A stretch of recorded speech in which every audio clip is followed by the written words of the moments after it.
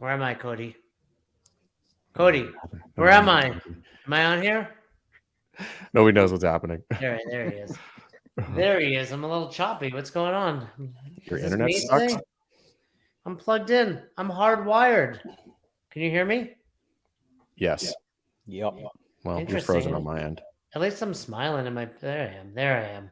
All right. Well, you know what? This is a rare situation, Karl. The audience demanded that we have Karl Steadman on this podcast. What do you think about that?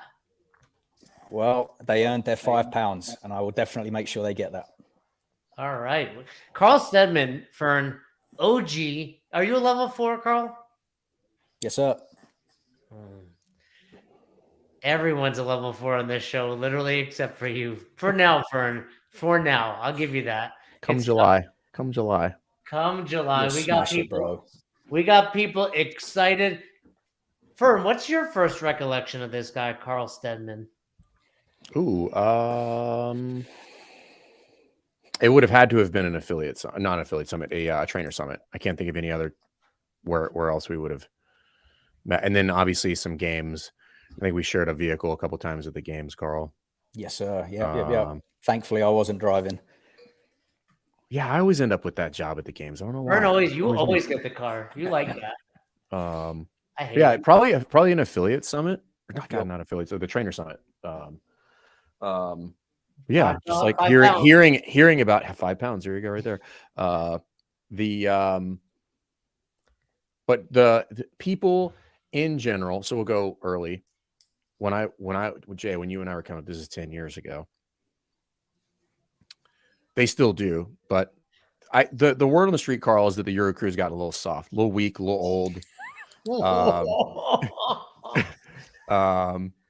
But the Euro Crew used to be legendary for the antics, and that it was where you heard about a lot of folks from across the pond. Well, and I would say this, like, Fern, when we got on staff, like you said, it's been 10 years.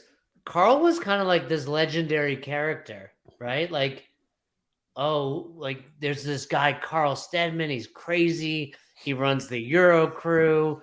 And it was always like, and he was one of those people that lives up, I don't know the hype, but definitely lives up to the reputation. Just awesome dude, loves CrossFit, fantastic member on seminar staff. I think I've only worked one seminar with you, Karl. But where? Yeah, we were in Greece, I want to say. Yeah. Yes, sir. North Zone, CrossFit North Zone, Greece. Yep. And Fern, you'll appreciate this. It was, I believe it was supposed to be a translated gig, and Karl was like, nah, they speak English well enough. So I mean, and when I say like lives up to the reputation, it's that. Like the old guard of CrossFit was like, yeah, there's rules, but maybe we'll follow them. And that's why it was just so much fun. And I hope that this reputation continues with you on staff, because this next generation is a little soft, right? Like, do we all in agreement on that? The next generation of staff is. I don't know, man. I think we all had our soft moments too. But yeah, I think perhaps there was more attention to what we do now, right? More attention to detail. That's the way. So Karl, let's start there. What do you say to the people on staff that are saying Euro Crew is soft? Euro Crew doesn't do what they used to do. There's a Euro patch out there that you have to earn, right? And what do you say to this? Fern's throwing you under the bus. Euro Crew is soft now. That's fine. Coming from the man who hasn't worked with us, I guess I'll have to take his opinion, right? That's fair. Hey, listen, not for lack of trying. Not for lack of trying. I put in plenty of requests, and they're like, yeah, go to Maryland. Yeah, great. I had that happen to me once where I had a request come through saying, hey, can you go to Hawaii? And I was buzzing. I was like, yes. And then I got an email about 5 minutes later saying, oh, sorry, I meant London. I'm like, oh, okay. Sure. Tell us about your journey, Karl, because I think your journey on staff is probably unique, in that you got on kind of like as the expansion was happening internationally, and certainly different. All of us went through something like nowadays. It's like there's true interviews and Zoom calls and all that stuff. But, Fern and I have talked about our journey. What was yours like? Yeah, man, it was a trip. I didn't know that I was interning, first of all, which was a fun thing, right? So I went to do my level 2 in, I want to say 07, tail end of 07. And just because, so went out to the US, had no idea what it entailed. It just looked hard, looked like a challenge. I was already coaching, wanted to do the level 2. So went to CrossFit Coronado, and Andy Stumpf was still running it at that time. And he was one of the assessors on the level 2, along with Nicole Carroll and Adrian Bosman. And there was a dude there called Eric Leclerc as well. I can't remember if he's still in the scene or not, but he was. Name's familiar. I remember back. Yeah, right. Name, yeah. And he was. I think he was interning to be part of that team. Only now knowing that process and seeing someone hanging out but not knowing what they're doing. You know, that kind of vibe. I was like, that's what that was. So anyway, did the level 2. Did the assessment on day 2, panicking. You know, like absolute horrendous thing that it was, but came through that. And that was kind of how I got to know Nicole and Boz a little more off the back end of that. Nicole was also on my level 1, so that kind of helped too in 05. So then, you know, you had Steve on recently, right? And he was saying how he did his level 1 in Manchester.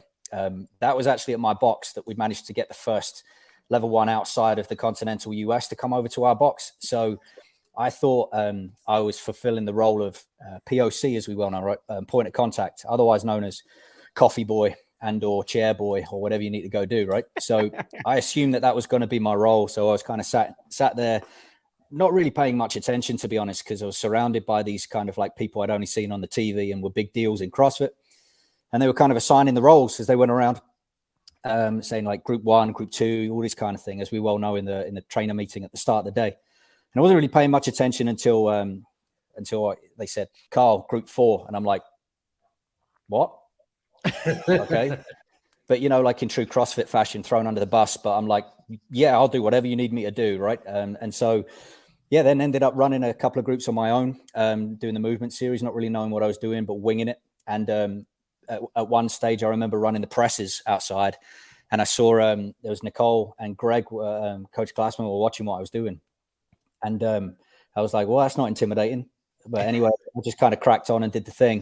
It was only in hindsight that I found out that Greg had this fearsome reputation of if he didn't like something, he'd walk into the group and just point out what was wrong and then pop smoke and Batman out of it, you know. So he didn't do that, which I guess was a good thing, because I think that would have melted me, right? My fragile male ego wouldn't have been able to take that. So that didn't happen. Off the back of that, it was very much weird back in that day. It wasn't really a formal process. So we got through it, realized I'd done okay, I guess. Hadn't really got any feedback, but no one had told me I sucked either. So I did the whole news is no news is good news thing. And then they said, hey, we're going to Sweden in a couple of months' time, to Stockholm in Sweden for the next of these. Can you get there? And it was very much like old school MI5 kind of CIA vibe, where they were like, can you be at this address at this time? You know, and if you can make that happen, then yeah, we want to do an internship. And this was a lot more formal. Like we turned up and I got given a t-shirt and everything. And I'm like, oh, damn, this is serious. I just thought I was like hanging out and helping out. But that was actually probably the formal internship. And that was along with 3 other characters who were interning at the time. And we all passed that internship and were told that, you know, there was potential for work afterwards, at which point we were all absolutely buzzing. But I think we didn't have an idea what we were doing. So those characters formed the original Euro crew. So that was myself, Courtney Rife, who you well know. Yep. There was Mads Jakobsen and a guy called Oliver Amdrup as well, who went on to start Pure Pharma, then that turned into Puri and the supplements thing.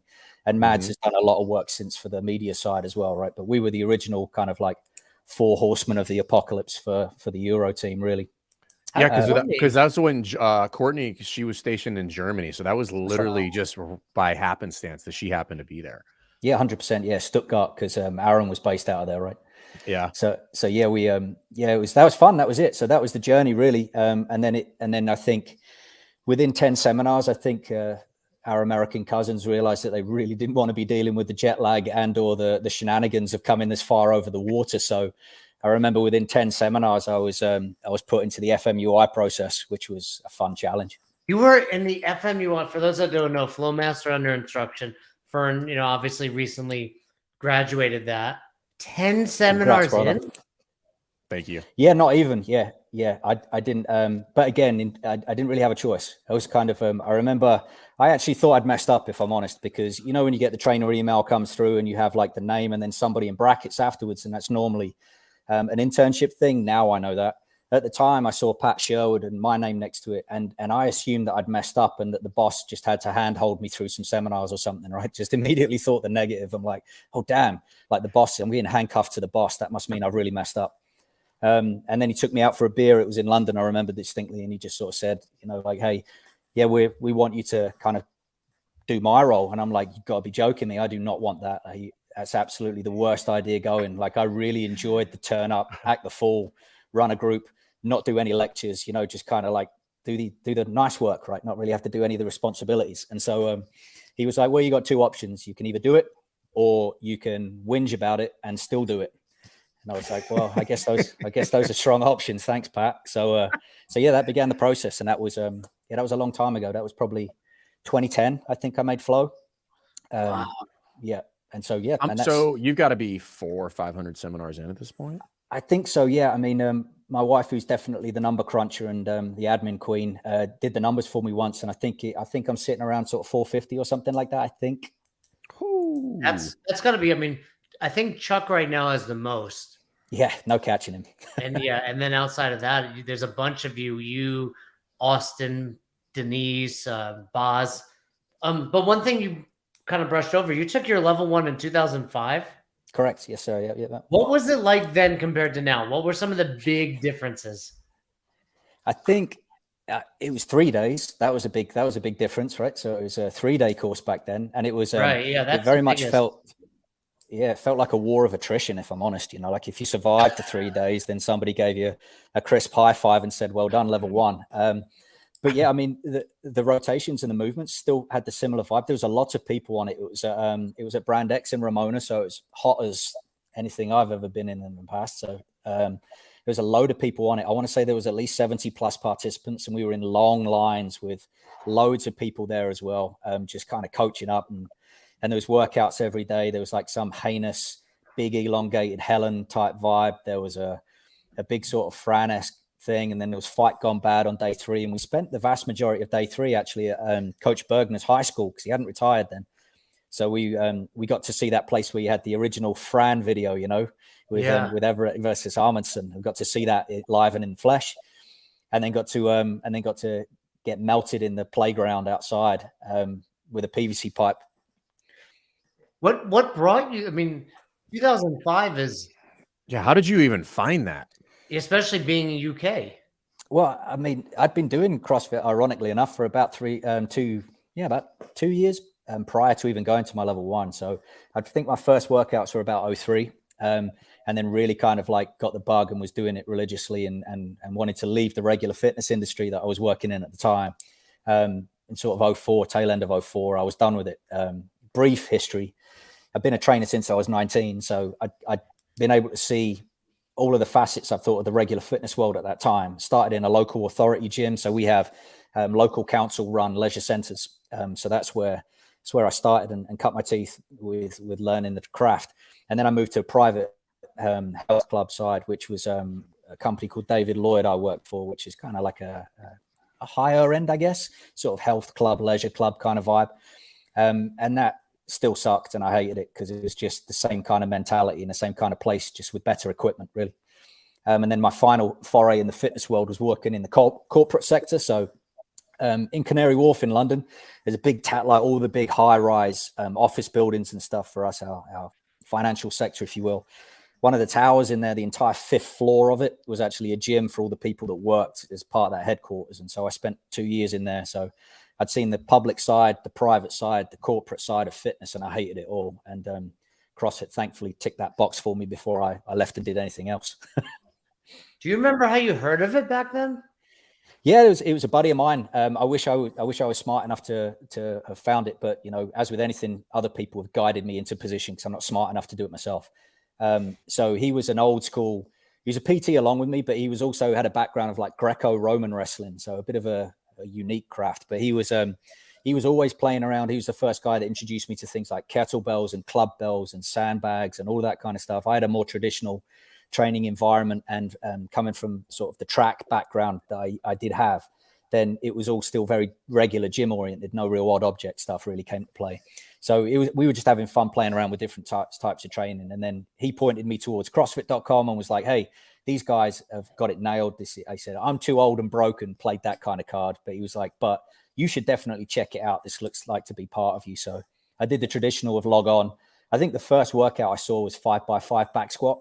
And, you know, I did the traditional of like, oh, where's the workout? You know, like sort of like, well, is that it? You know, and then dipped my toe in the water with a workout, like severely scaled and got severely humbled fast. And then, you know, got, you know, the traditional story of everybody else, you know, oh, if I can get to the point where I can cope with this, then I'll be fit. How naive was I, right? But it was a good journey. So that began it, you know, and it's, I'm sure there's more avenues we could go down, but that was pretty much it, right? I started implementing it with myself, saw the fitness take off, started training it and others saw their fitness take off. And then that became the goal really was, right, this is what I want to do. I mean, you've been around then nearly 20 years. What have been some of the biggest changes you've seen in the CrossFit space over 20 years? Damn. You know, I'm still surprised that this is my 20th year of CrossFit, you know, and seeing the world and how that's grown, like just the fact that, you know, there's where the sport came from nothing, like they didn't exist when I started doing CrossFit. There was no sport of CrossFit. No one was competing in it. We were harnessing competition, right?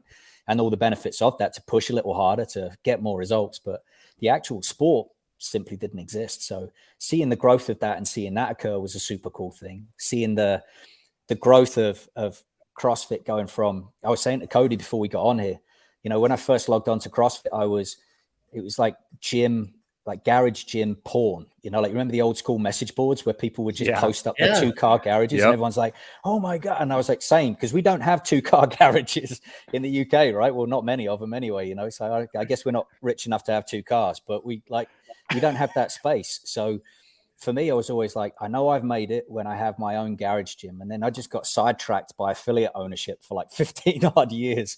But I've finally come full circle where that's what I have now. You know, I have my barn out the back and I'm like, oh, it's actually got more equipment in my barn gym than I had in my first affiliate, if I'm honest. But yeah, it's not really answering your question, I'm afraid. I'm just trying to think like what have been the changes. I mean, the only constant in CrossFit is change. It feels like sometimes, you know, like, if it looks at what the CrossFit competition season looks like, that changes every damn year for good and for bad, right? You know, whether it's affiliate ownership and the role that I have now and seeing, you know, the changing of the guard sometimes and what newer affiliates and the expectations there, as opposed to the old and the bold entrepreneur spirit that started off, you know, like there's different levels there, you know, so it's constantly in flux. But the methodology isn't, and how cool the thing is. And it's still just a bunch of idiots trying to move a little better and punch each other in the face with functional movements and a bit of intensity. Right. So, yeah, that's interesting. You say that, right, Fern, because we talk to a lot of OGs and it's like, there are many changes except for the methodology. Yeah. Right. Methodology hasn't changed at all, which just shows, I mean, how far and away Glassman was in front of the pack. Where it's like, I mean, look at bodybuilding, how much, you know, you go watch Pumping Iron, no one's training like that. It's like very nuanced and sciencey, where like CrossFit's like constantly varied functional movements, high intensity. And, you know, fitness is what we're chasing. And it's pretty interesting. You know, do either of you think in time we'll see that change? Or do you think it was just nailed on day one? No, it's so powerful. I mean, I think Nicole nailed it recently when she did, I think it was the Magic of CrossFit sort of stuff that got put out by CrossFit, which was awesome. Yeah. And it's like, it's so easy to forget what fitness was before CrossFit came around, like the fitness world, the fitness industry. And I know, because I lived it, right? The last sort of regular gym that I sort of set foot in and worked in was 2005. And there was nothing, not even close to what a CrossFit provision was, you know, in terms of the equipment, the space, the expertise in coaching and training, the camaraderie, the effectiveness of the training program. There was absolutely nothing close to it. And anybody who tries to pretend that there was is talking out their ass. It just didn't exist. And so you see this paradigm shift in what fitness is. And I'm going to argue that that's a heavy bias, of course, but that's solely down to CrossFit and its efficacy, right? It works, whether you like it or not, it's immaterial. It works. And so it's, that doesn't change. It can't really change, right? You can't really mess up thrusters and pull-ups. It'll mess you up, but you can't really mess that up. No, it works. And it's like, we had Marcus Philly on a couple weeks ago, and a bunch of us were like, we're going to do some of this functional bodybuilding, right? And shout out to Marcus. I think he's a good, smart dude. Knows Not what me. he's doing. I was not one of those people. No, Fern was not one. I'm just going to do CrossFit. Yeah, Fern never wavered. Give him that. And I was like, we tried it. And I was like, oh, well, yeah, I forgot. This shit is boring. And I don't like doing it. I like waking up, like I got one workout to do, hitting it hard. It's different every day. And like we've talked about it before, like everyone talking about these other things, I'm sure they work. But the foundation is like, if it's fun, people will show up again tomorrow.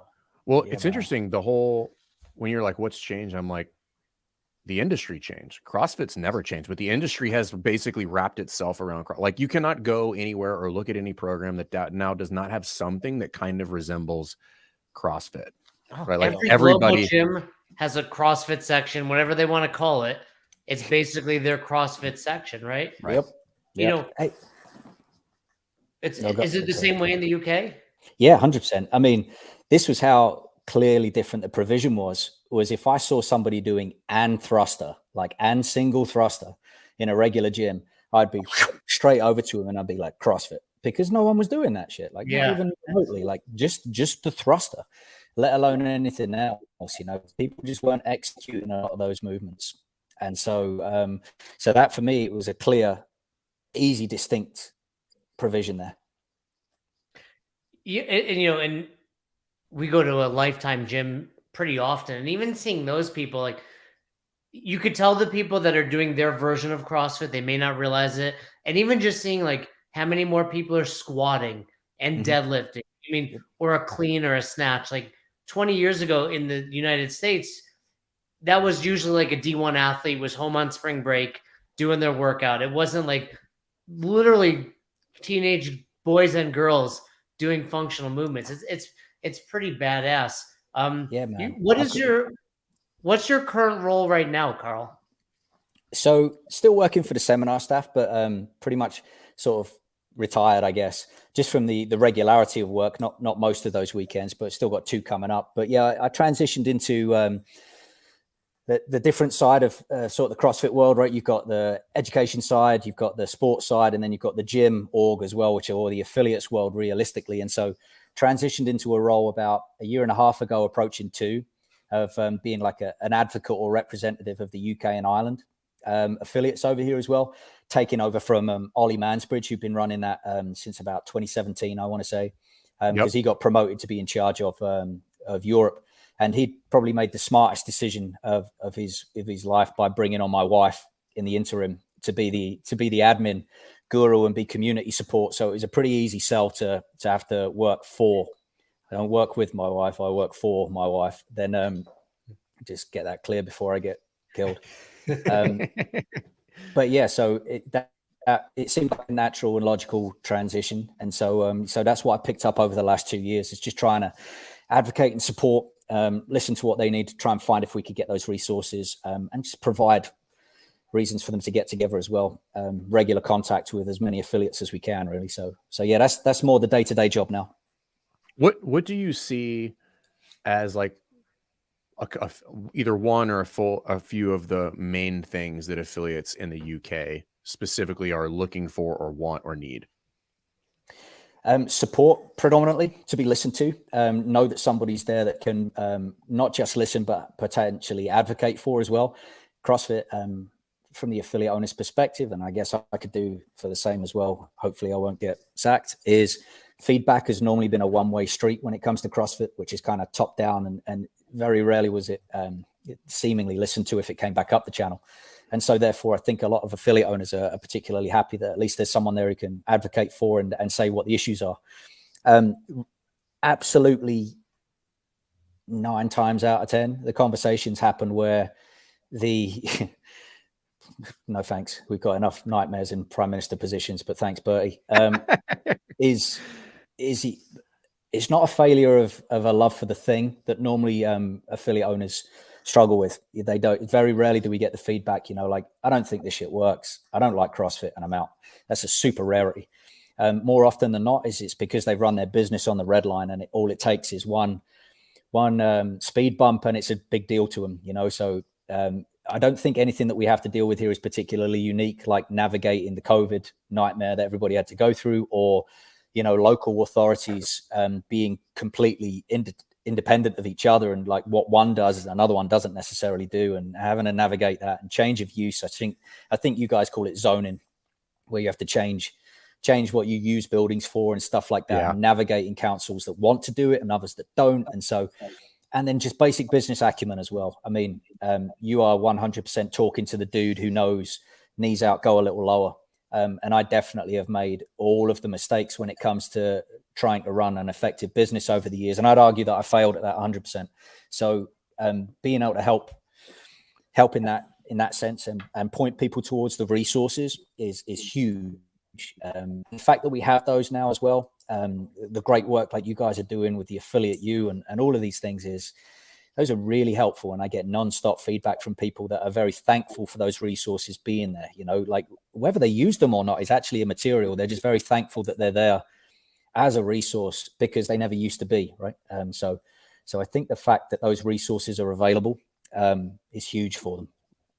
I wanted to pitch something you brought up, and kind of like the feedback piece, Karl, and because like we hear it all the time. We're talking to affiliate owners like, well, this and this and this. I'm like, did you talk to your regional rep? And they're like, no. And so anybody that's listening to this, affiliate owners, if you have feedback, figure out who your regional rep is and send the feedback. Like it actually will make it to where it needs to go now. And as you were saying that, I realized like why people don't is because it was never an option.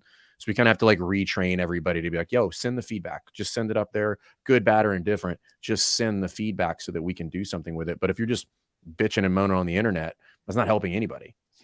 Yeah, you're never going to stop that though, right? I mean, that's human nature, bro. But yeah, Jay's gonna try. He's gonna fight on the internet as long as he can. Good for you, man. Good for you. That's not my fight. But yeah, you're right. It's it never used to be there. So there is a little bit of I mean, affiliate owners are busy. And I get that, like day to day, and it's just like this class needs covering, or so and so has this issue, or like I've got this thing coming up, or this expense, and so we're now, I think we've almost come from like polar opposite, right? If you imagine like the needle was over here with like no information coming from CrossFit realistically, right? And we're all finding out via the internet what the hell's going on with this thing that we loved, and we're like, well, that doesn't sound too good, but so we're over here with no real information. I think actually what's happened now is we've gone. Right. And we're over here where there's like, I mean, the amount of emails I get just from CrossFit alone is great, but now I'm almost overloaded with too much. So like, I don't get the time to read as much as I would want to. And I'm like, oh, I'll read it later. And invariably I never do. And so I think there's got to be like a settling point to that nice, comfortable middle ground where I think we're yet to find with the right cadence and of delivery of information. So as people can actually take it on board, right? It's the same with coaching. If we over deliver information, nothing gets retained. So there's so many parallels there that I think we've got to settle into that middle ground, I think, to help people out the most. Yeah, that was some feedback that I gave to a couple of the like regional reps that like they're doing a great job. So that it wasn't like you guys suck. It was just candid observation. I'm like, some of those emails they're too robust, man. Like the affiliate owners are like looking at, they're like, I don't have time to read all this shit. Like, so I was like, chunk it down, maybe a slightly higher frequency, but less, so they can read it in one or two bullets. I'm like, oh shit, that's important. Okay, let me interact with that piece of information. Because I know sometimes if I get a 5-paragraph email, I'm like, oh my God, I'm gonna read this like in a week, Yeah, or never. Let's be honest. And I mean, I'm super grateful because like the accountability piece is super important, because we're all idiots. I know I am 100%. So unless somebody's actually going to make me read something and give me a test on it, say, or something like that, and I probably won't do it. Like I'm sure you'll recognize this. It's helpful, although you see it as a bit of a hindrance at the time. If you're running a study group or something, it's like, oh damn, man, I've got to watch this article and I've got to take notes, or I've got to read this thing and I've got to take notes, because I've got to lead a chat on it on any given day. And at the time, you're like, it gets on your mind a little bit, but you're also super thankful because it's the accountability that you needed. Otherwise you wouldn't have done it. And I know that's true for me as well. So we try to tell like the crew in our area, if you can do one thing, is read our monthly email, because that's directly relevant to like what you guys need. And we'll try to distill down some of the traffic, but because they are robust too. Every month we think about how are we going to fill it out with the information, and it turns into like a dictionary of info. It's crazy. Well, I'm reading. Go ahead, Jay. No, I was reading the comments, but we do have some questions from the internet for Karl over here. Did you have something else though before we dig into some of those firms? Yeah, I was going to ask Karl, like, what do you see? Because you've done quite a bit of traveling. I'm always curious. Like, there's clearly different regional aspects to business, and yeah, the chat is absurd. Yeah, Trish is in there with the heat. She came with the heat yesterday. Yeah, don't do it. Damn, quick, don't show my wife. Yeah. No, like, what do you see as, speak specifically to the UK, like how is the UK different than like the States per se when it comes to CrossFit and the affiliate specifically? Do you know, I don't think there is. I mean, I get it that there is cultural differences, right? And there's certainly different ways of doing things, you know, like the smack talk in the UK is a unique proposition for one.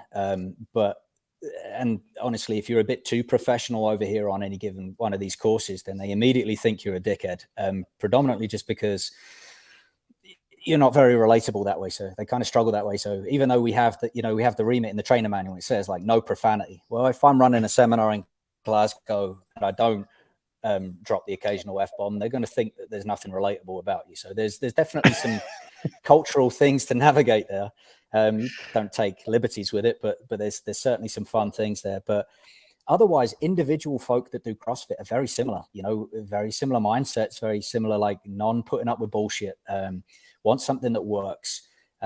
You know, all of these things are just the unique characteristics, I think, but you can find anywhere globally. So you will find some unique characteristics like in Scandinavia, if you were delivering, or anywhere in Northern Europe, they're very much kind of like sort of straight-faced, not really, they don't come from an educational background where there's much interaction. Any two of them are throwing. So if they're just kind of like, they just expect to be delivered with the information. So as an example, like a lot of my American friends would come over and they'd run seminars and they'd be like, damn, this crowd hates us because there was absolutely nothing. Because they'd just be like giving you nothing. And then at the end of it, they'd come up and they'd just be like, you know, in Finland, and they'd be like, thank you, that changed my life. You know, just like stoic. And everyone's like, damn, you didn't give me anything across the day. But it's just, that's the culture of their education system, right? Where it's very much, they get given the material and I take it down, I learn, you're here to teach me. So if you're used to a very conversational flow, then that might be a challenge. Likewise, I think you've really got to understand the methodology and the lectures really inside and out, where somebody will challenge you on something. Like, as an example, right? I know we have English as a common language, but you all don't speak English, really. You speak your own version of it. And so that's what Steve said. That's what Steve tried to convince us of that too. Well, Steve can't count. I heard him saying that all the time when he was on the call. So I'm not listening to him anymore. But even things like words like we don't use them in the same context. So austere, you would put that into kind of like environments where perhaps you don't have a lot of equipment, right? Like if you were deployed, we just simply don't use it in that context. Or redundancy. Redundancy in movements we understand in CrossFit, meaning ones that impact on each other, right? So like deadlifts and rowing. Whereas in the English word, like redundancy means to lose your job, like genuinely. Yeah, in the office. Yeah. I remember that. Yeah, exactly. So for us, there's a lot of having to always scratch below the surface of a lot of the methodology, because people are going to hold you accountable to that. They're going to be like, the hell does that mean? Or what do you mean by that statement? Or what does that actually mean? And how can you present that in a separate way, let alone if you've got to work with a translator? So that means a lot of the time there's a hard way to deliver your information without sometimes without the stories, without the anecdotes, which sometimes makes it more personal. So that can be a challenge too. So I have a question. This will offend some, but you got to answer it, Karl.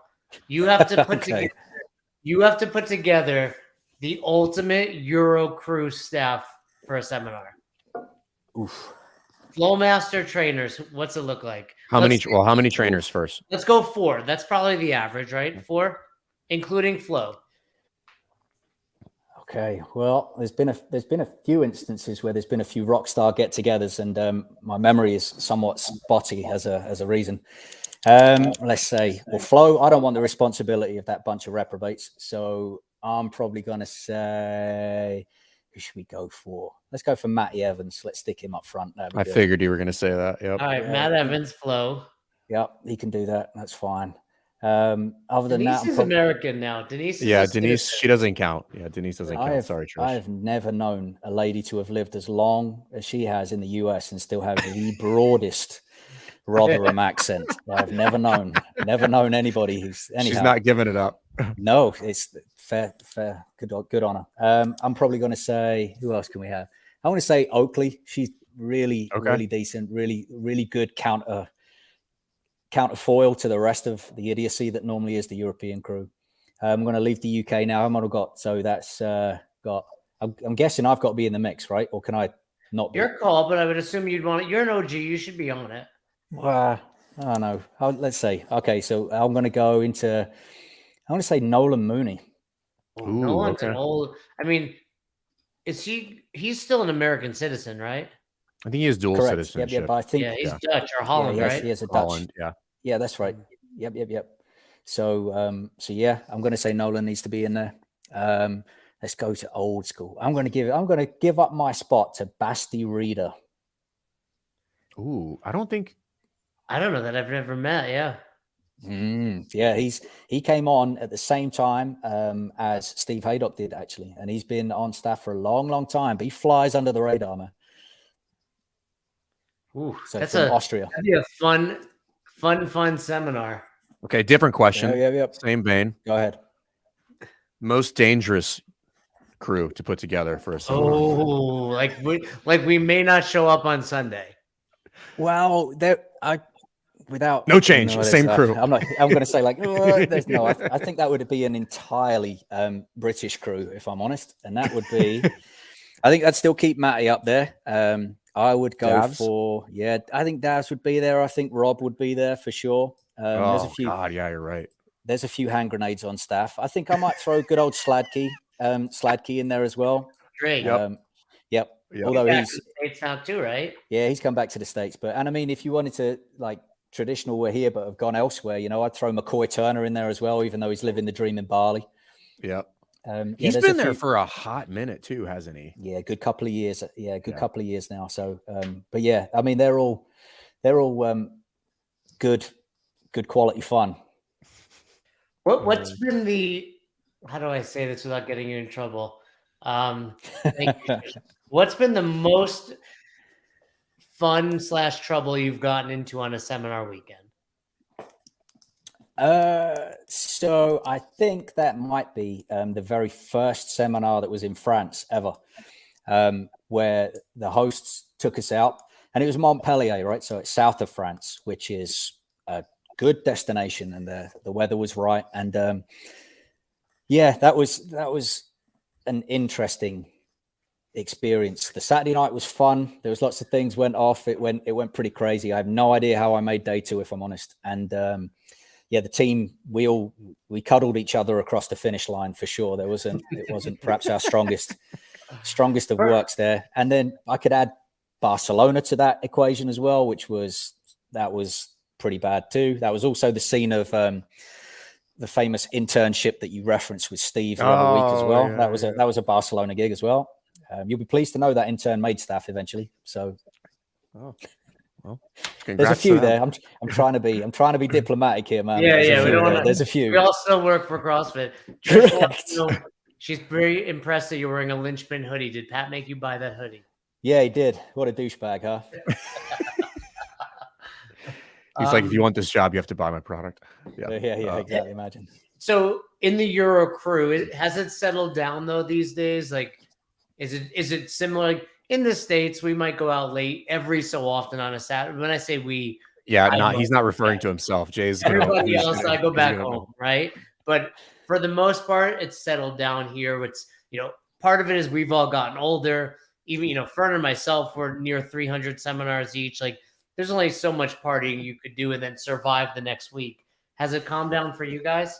Yeah, I think that's called maturity as much as that sucks, right? It's I definitely think there's elements of that as well. And also, like we were mavericks, back in the day, and we were just enjoying life and living the dream. And, whilst we knew that this was a profession, we also knew that we were just having an absolute whale of a time now. And as the newer generation of trainers that have come through, they've brought a higher degree of professionalism. Now, that's not to shit on our level of professionalism, right? We still did a good job, but we definitely did burn it down on the other end of it as well.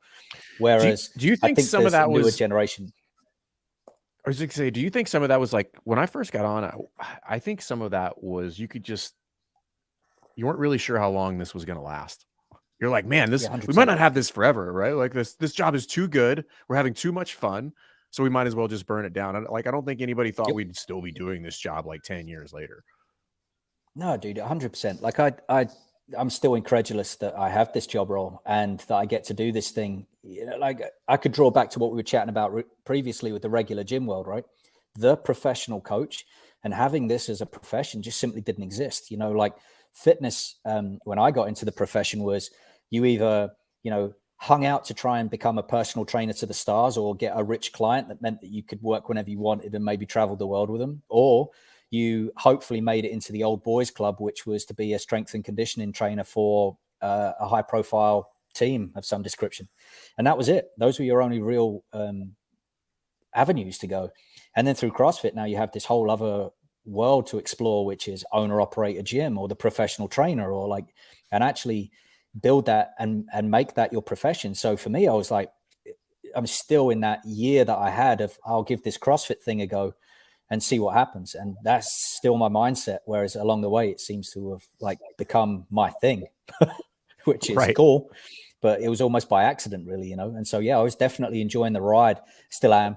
But that was 100% where I was at. And yeah, hangovers, they're a bit different now. I'm not doing great. They frighten me. Yeah, hangovers frighten me now. You should not be afraid. You are immune to hangovers, Fern. No. I'm not immune. I just deal with it better than many people. The only thing, we'll put that to the test, Fern. Come on over, mate. Come on over. Fern usually just throws up the next morning, but he doesn't. He's not as hungover as To this day, Chuck Carswell will still burn it down. He is. I don't know how he does it. If you're like, and if you're just like, hey, Chuck, let's go out tonight. Okay. He's always game, which is so impressive. I'd say there's one more who I'd even say, and I mean, she is quite literally Chuck's right hand at all times whenever there's, 100%. Jenny Orr is the biggest savage on staff. 100%. Oh man, I have yet to see that lady be defeated by the party. Not even once. If I had to put it down, here's why. Chuck got on staff older, so his kids were grown up. Right? Jenny doesn't have kids. So it's like once you have kids, you're the pain of the next week becomes not worth it. Right? Like that's what it is. You're like, if I don't sleep tonight and I'm hungover, so like it's going to take me a week to recover. Where Chuck and Jenny are just like, I can sleep on Monday. Now Chuck's got kind of a real job again where he didn't, his next work was like the following Saturday. He like had 5 days to recover where, for Fern and myself, it's like, we got starting Monday morning. We're right back at it. Yeah, that's true. I'll give you that one. Yep. Jenny and Chuck are respect to them, always game to do it. I don't want to go out and party with them, but yeah, you got to give them respect there. I'll probably never say no. That's my. You're definitely on the list of like, if Fern is willing to, he's like, you're looking for a partner in crime. I'll volunteer. Yeah. Like he could be like, Jess, going out, put Logan and Chappie to bed. I'm pretty sure you were going out when Jess was away. You were just like, kids, don't open the door. Don't open the door for anybody. Let's dig into some of these questions because we got to tight out in 15 with Karl. So I want to get to some of these. Cody, you want to pull up any of the ones you starred first from the chat, and then we'll dig into the ones that we got on our social media. Best hour of their day. From Vincent Ramos, what are your thoughts of learning to coach in a different country and even a different language? My thoughts are that's cool as hell, if I'm honest. I think that we can get super stuck into comfort if we're just used to people understanding what we say all the time. And that can almost lead us to over delivery a lot of the time as well, right? If we talk too much. So I think that's something I had to learn real fast. I love talking. And then I still remember working seminars abroad where perhaps we hadn't figured out that we're going to need a translator, not like the one in Greece. And we had to, go and do some work, and people were like, I don't understand a word you're saying, dude. And you're like, well, shit, there's one of my main mediums of conveying information disappeared. So what do I do from here? Well, I just have to be more visual. I have to be, overtly visual and more tactile and things like that if I'm robbed of my words. So I think it's just going to make you a more complete coach, as well as challenging the gray matter in learning a new language. So I think it's an awesome thing to do. It's and full immersion is normally the fastest way of improvement anyway. So fire on in. Next question. Birdie Miller, what's the CrossFit ellipsis systems stuff? All right. Well, I should grab the missus in to do that. Basically, 15 years of messing up affiliate ownership and learning the hard way, and then developing a processes and systems thing on the rear end is what that is. So there's a lot of health and safety legislation, which, if I'm being honest, as soon as I even say it, I want to fall asleep. So it's totally not my jam. But my wife comes from an auditing background and environmental, all of these kind of things. And so is very good at being able to look at where gaps are in somebody's provision from the legislation point of view. And so that's where we learn the hard way, like just basic maintenance checks. I had chats with people in the past, equipment providers, and they've got a very clear distinction between things. If you return, let's say, a broken assault bike, and they're like, yeah, no worries, we'll replace the assault bike because it's just not worth us getting into this weirdness of backwards and forwards. We'll just replace the assault bike. If you say, I want a replacement for my assault bike and it hurt someone, now it's a different situation. Then they're going to say, hey, where's your maintenance records? Because they'll be like, that's your liability. And so therefore, if you can't then pull that out the bag, then you've been, I would argue, somewhat negligent in your business operation. So that's what that stuff's all been bought around, is just learning all of this the hard way and realizing there are things that you have to do, whether you want them or not. It's a bit like over here, you can't plead ignorance. If you're driving over the speed limit and you say, well, I didn't know it was the 30 limit, the police aren't going to care. And that's similar in this vein as well when it comes to health and safety. So it's all the boring stuff tagged alongside some of the stuff that I know, which is arguably training and training development, that stuff. So try to do it as a bit of an all-encompassing package. So if you want to check that out, then hit me up and see if it works for you. Awesome. Is this true? I have Karl's love child. We had one romantic night in Salt Lake City. Is that accurate? Well, I've never been to Salt Lake City, so that can't be me, I'm afraid. Sounds like somebody that has been to Salt Lake City doesn't remember it. Thank you, Mike, for that donation. Where did you get one of those shirts? I assume CrossFitLynchpin.com, something like that. Is that where you can get one of those? I think you're talking about your shirt. Are you talking about our shirts? Yeah, our shirts. Cody dropped the link in the chat. If you want Pat's shirt, it's over at Lynchpin. Correct. This one? Yeah, sorry. Oop, wrong side. That one. Yeah, yep. There we go. Karl, so I know quite a few people that you've done, because you've mentored essentially everybody. I feels like everybody that's come out of the UK. But when people have questions about the level 3, and we get questions about the level 3 all the time, like, what do I study? How do I go about doing this? Like, I've talked to many people that have been part of mentoring groups that you've run. But if somebody's prepping for the level 3, and then we can maybe even talk about the level 4, what do you recommend that they do? Where do you recommend that they start? Well, I mean, let's be honest. We know where the resource is, right? It's on certifications.crossfit.com, right? So right.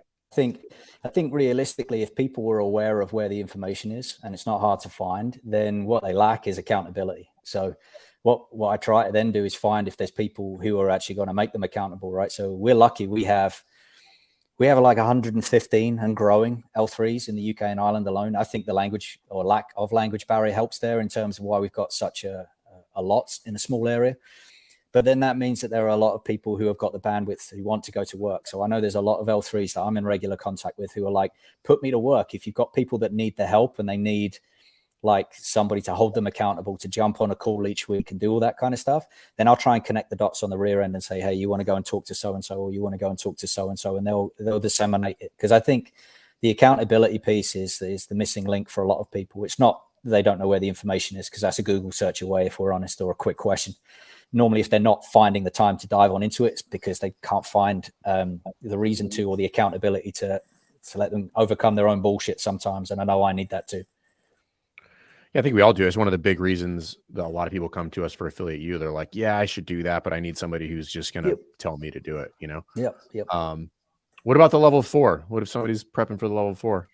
Well, asking for a friend firm? Yeah. Do you know what, man? I want to do it because that looks like a hefty thing. You should want to do it, unlike Jason Ackerman, who's going to ride his old non-relevant level 4 to his grave.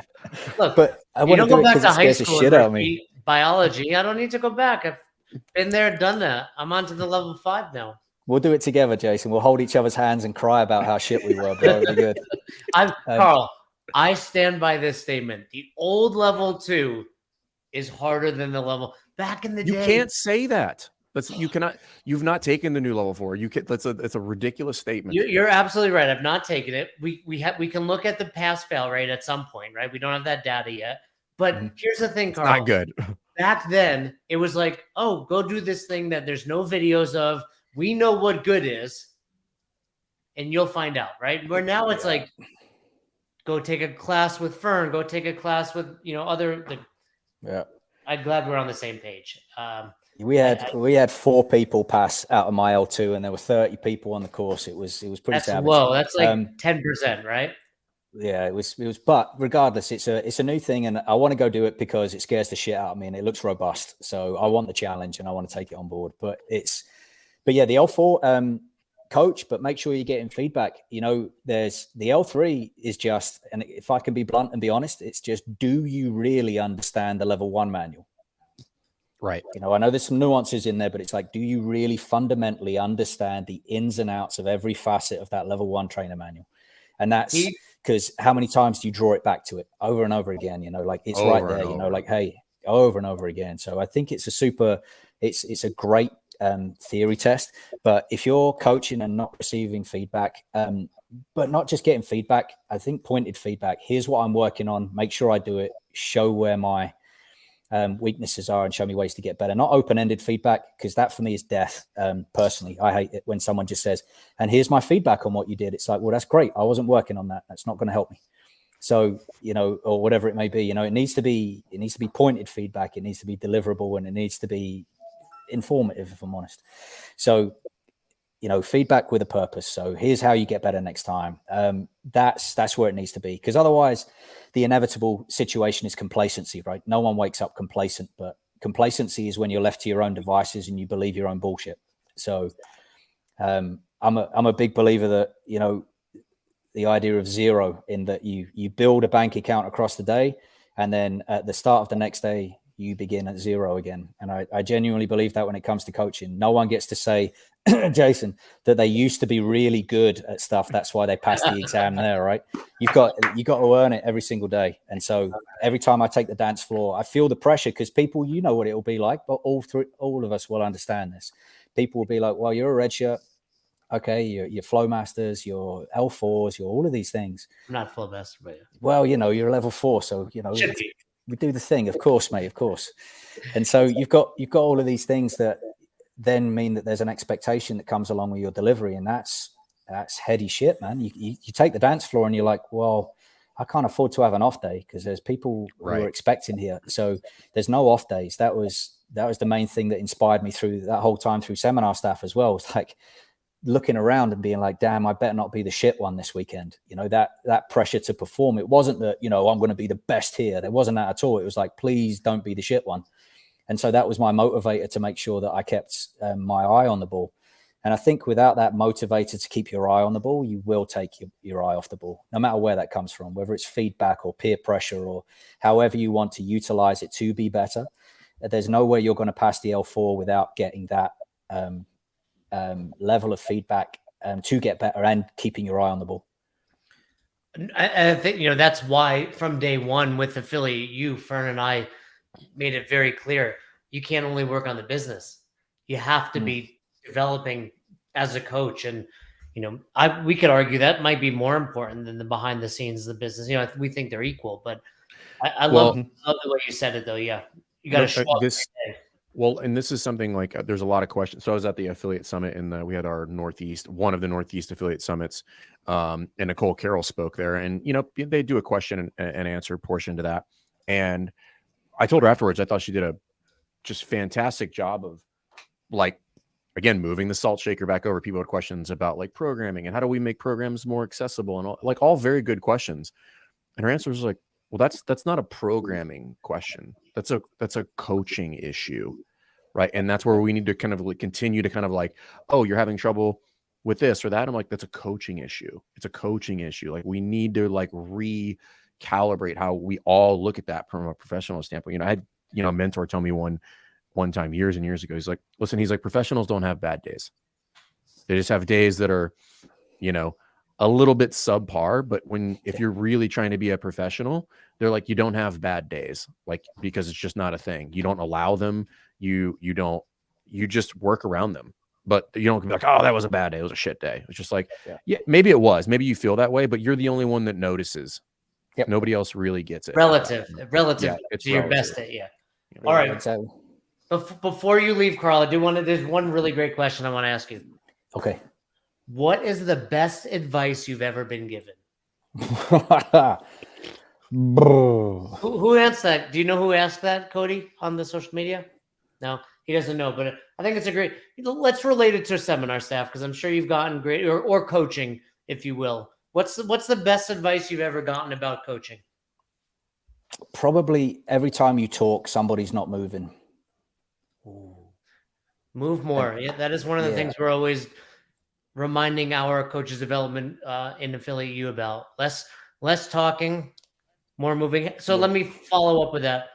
How do you maximize that in a 1 hour class? More movement, maximizing more movement in the class. Yeah, how do you just make sure, like, you got a whiteboard brief, you got portions where we know they're not going to be moving, getting equipment, etc. What's your way? What's the Karl Steadman method of moving more in those 60 minutes? To be honest, it's under deliver in terms of information. Like there's so much we want to say, but it's normally just keep it to the basics and then really only deliver 2 points before you have somebody moving. And even if that's like at the start of everything, I remember challenges given to us in the groups as well, where it'd be like, have people moving under 60 seconds.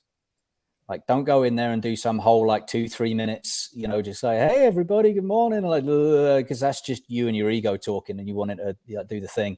It's like, get people moving within 60 seconds. So I think things like that would definitely help with it. Setting little challenges like that of making sure that, we know it's death in an affiliate if you say, hey, go find some room. No. Like, you're going to stand here, you're going to stand here, you're going to stand here. Or, go and grab some barbells and I'll see you in like, whenever. No, like 30 seconds, go get a barbell and come back. Because all of these things are death otherwise, so understand those things are going to be super helpful. So yeah, for me, it's just try to only deliver 2 things before you have them move. So the layering principle that we know and love, right? I love hearing that, Fern, because, Fern and I, with Affiliate U, the team really, we have a full curriculum and, I do a lot of the coaching in there, but that's a lot of what I say. And, I look up to you, respect you as a coach. So for me, hearing Karl is saying the things I'm saying, that's a good reminder, So I stole it from you. You did, you definitely, we've had you on, Steve Haydock on. I like to be the bigwig on these shows, but, we're bringing on the heavy hitters for the L2 manual. And it's fun for us because I think a lot of the people we're bringing on, you, Haydock, Joe DeGain tomorrow, it's like, these are the people Vern and I grew up, but, really looked up to as we were developing. So hearing we're doing the things the right way, and our whole mission over here at Best Hour, we tell it all the time, affiliates first. And, we want to, like, I don't know if you saw Fern's video, it's, Oscar nominated. That's an American thing. But the salt shaker, that's what it's all about. Like he mentioned with Nicole, like you were at the summit where Boz talked about that. It's like, bring that damn thing right back to where it should be. So it's always nice. I guess what I'm saying is the OGs are saying the same thing every time. It's you, Haydock, DT, DeGain, right? We're all saying the same thing, which is really just awesome to be reminded of. And I hope everyone listening, takes heed of that, heeds that advice. Yeah, appreciate Karl, it, man. anything upcoming in the UK? Anything exciting? Anything new? Yeah, we got the L4 rollout. So yeah, we've got the L4s coming next month. So yeah, we've got Nicole Christensen and Chris McDonald are coming over, and I've got to intern on the rater side, so that should be fun. So I'll actually be able to tell you what the new L4 thing's like. So that'll be fun. All right. But yeah, so that's coming. We've got a big affiliate gathering coming next in May as well. So everyone's getting prepped for that and getting ready to go do that cool stuff. It's really big, isn't it? It's like 400 or something like that. Yeah, we got huge amounts of people coming as well. We kind of we try to make it, educational, but at the same time an excuse for people to just hang out as well. So we tried to get it at a good venue where there's lots of things to do as well. And what weekend is that? That's May 6th, 7th. If you can make it. I got a seminar here, Fern. You can take it. We've been asked. I know a lot of the questions that Cody sent and in the chat. When's best hour coming? It's on the agenda. It's certainly, if it doesn't happen in 2023, it will happen in 2024. For sure. Yeah. Daniel Chaffee's been getting us, trying to get us out there, and and Fern. Who else are we talking to? Wesley and Marcus. Like plenty of people trying to get us out there. We will be out there. And put me at work, boys, because you're doing good shit. It's good. It's good to see that the team are rallying and helping. Rather than waiting to be told what to do, we're kind of taking things by the scruff of the neck and providing worth for the affiliate community, man. So, yeah, love you and the work you're doing, boys. Good job. Well, we genuinely, like I said earlier, like when we hear from you and the other people, that I'm always surprised when it's like you listen to the show or see what we're doing, like, that reinforces we're very lucky we get to do this because we love it. It's selfish, but it's nice to be recognized by the people we look up to and respect. So thanks for saying that, Karl. It's been great chatting with you. Are you going to be at the games this year? I think so. They now allow me back in. I couldn't go last year, so I think it was my weird maybe war criminal past or something. It stopped me from getting in the country. But yeah, this year should be okay. I hear the restrictions have been released, so yeah, I should be able to get in okay. Awesome. Well, we got some big stuff coming. Those of you watching, we got some huge things happening at the games. So you're going to want to be there. We're going to be coaching classes, giving lectures. Fern's got an after hours party happening. So every night. So we will see you there, Karl. It's been great chatting with you. Yeah. Thanks for having me, boys. Appreciate it.